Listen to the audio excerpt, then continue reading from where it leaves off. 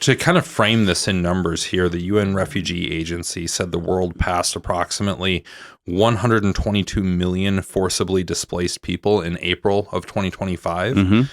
How much of that do you think is represented by African forcibly displaced people? The report that I was looking at regarding that number is roughly half. Wow. In Africa. And that's keeping in mind what's going in Myanmar, what's going on in Ukraine. There is a lot of refugee crises around the world. So for African countries to represent about 50%, that's significant. I mean, in real numbers, you're putting that in the range of 60 million-ish. Yeah. And people. then to even drill that down even more, of those forcibly displaced in Africa, well, worldwide, but in Africa in particular, 80% are women and children. 80% of that number. Yeah. According to the data and the reports that I'm reading, and what we see on the ground, the need is dramatically higher to serve women and children than men and boys in the programs, in the refugee settlements, the internally displaced camps that we work in both Uganda and Nigeria. And I feel like it almost kind of goes without saying, but again, correct me if I'm wrong here, the reason for that is it's the men and the boys that are usually asked to stay and fight or fight and die. Yep. They're either dead or they're still fighting. Yep. I mean, I saw that myself when I walked into Ukraine back, it was a couple of weeks or so after Russia invaded. Mm-hmm. And there's a two-way, path that crosses between Poland and Ukraine with a fence in between. One side of the fence was packed wall to wall with women and children. Not many men at all. Yep. If I saw men, it was primarily guys that were senior citizens. Mm-hmm.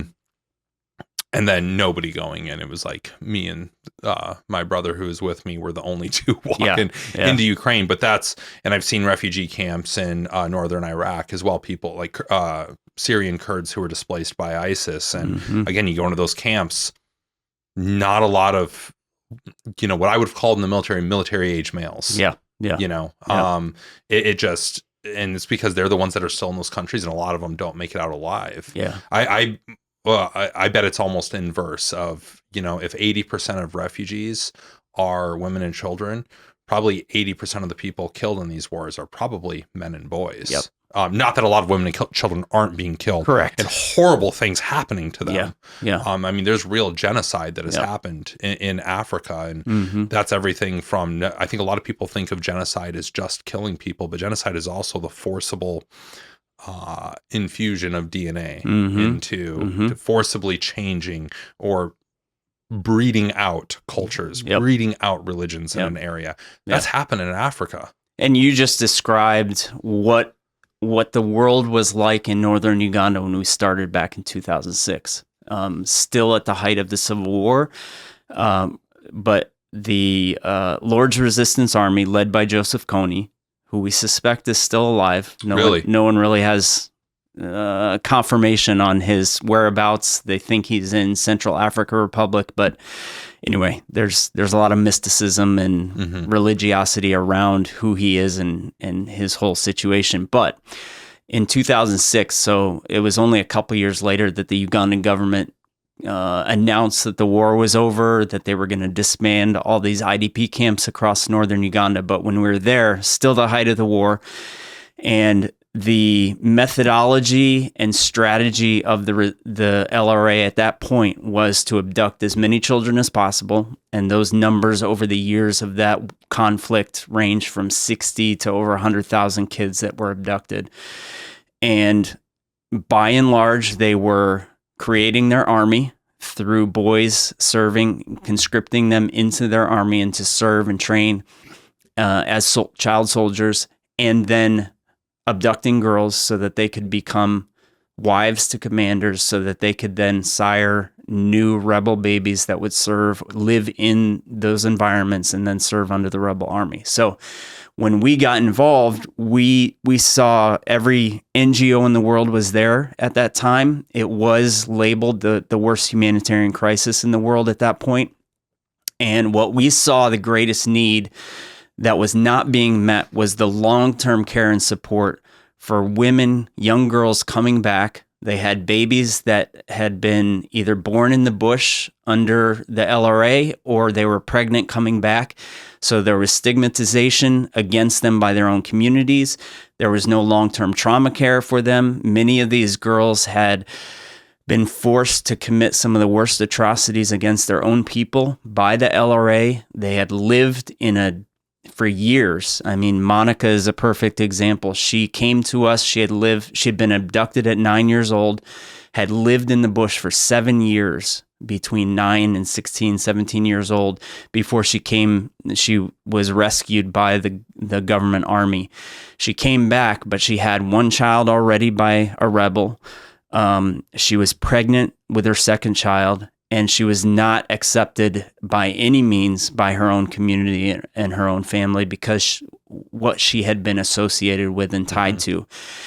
And so this is going back 20, 25 years, but this is the mode of operation for a lot of these rebel groups and a lot of these kind of tribal conflict areas is what you had described. They are conscripting a new force of fighters while simultaneously breeding a new force of fighters as well through women and children. So women become almost the sacrifice on the altar there on both sides. They're either trying to figure out how to survive in that environment under rebel captivity, or they're under the threat of either through displacement, the reality of living in these refugee settlements or IDP camps and all that means, or the threat of constantly, could they be abducted and forced to live in those kind of horrors themselves. So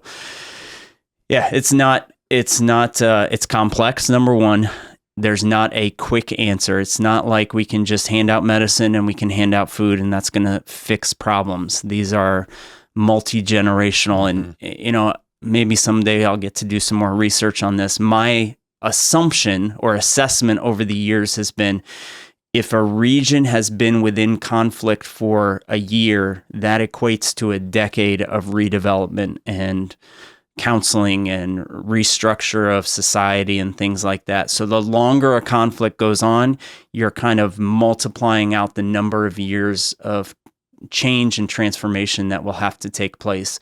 Because we take Ukraine, for instance, we're 3 years in now, a little bit longer, right? 3 years or 4 years? Yeah, I actually didn't February will realize until you just brought it up that, yeah, you're right. It's because it was February, March 2022, and we are well past that. That's so you look at that and you think of all of those, the population, and especially the kids that have existed in that. Number one, how those 3 going on 4 years has retrained their minds on how to survive day in and day out. And we work with partners there, and they describe these kids have learned how to go to school and then sleep at night with the drones going over and missile attacks and living in bomb shelters and things like that. That's not a healthy way to develop, right? So what does that look like for the next 10, 12, 15 years of their life? Even if the war were to end today, how do you reshape their understanding of how to survive and live and thrive in a world where that's all they've known for the last 4 years? Not to mention the massive toll of loss of life, especially of fathers, grandfathers, uncles, those men especially in that society that have been lost on the front lines. Now you're going to try to rebuild a society once that peace deal is signed, we pray. But once that peace deal is signed, that's going to take generations.